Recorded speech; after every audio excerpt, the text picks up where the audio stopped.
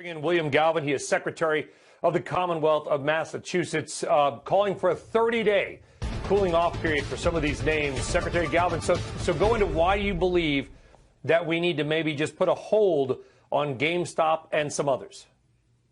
Well, first of all, it's a great risk to many of the unsophisticated investors who are investing in it, whatever their basis is. I've talked to some of these people. I think we've all recognized that the current pandemic has created a unique situation where many people have gotten into day trading who really have no idea exactly what they're doing. It's something that they're trying to figure their way as they go. These types of entities, such as GameStop, have created a really difficult situation for these people. They think they're missing out if they don't make a bet on them. They don't really understand what they're doing. I think small-time investors like that, unsophisticated investors, are going to be hurt by this. Moreover, I think it really is a risk to the broader market.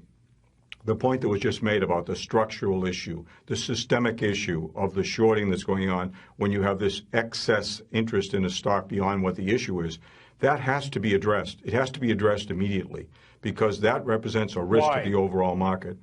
Well, because it creates uncertainty in the marketplace. You know, the dot-com bubble of 1999, I was regulator then also, came about because of a lot of uncertainty in the market. And I interviewed you, Mr. Secretary, on it. That says a lot about both of us, I guess. But my point is I don't know if it's good or not, but the point, go ahead. It's a risk to the marketplace. The marketplace should be a place where risk is taken, but not reckless risk, and not a situation that undermines the entire system. And that's what we're looking at here. This is irrational. As was just noted, the moves in these stocks, both up and down, in GameStop, I'm speaking of specifically, is irrational. It makes absolutely no sense. It has no basis in reality.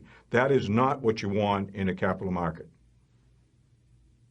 No, and the reason that we mentioned 1999, and I'm not saying this is 1999, because we both remember there were companies that were trading at $20 billion market caps that had no value, were inventing all these metrics, all these new non-GAAP type earning, measured by eyeballs.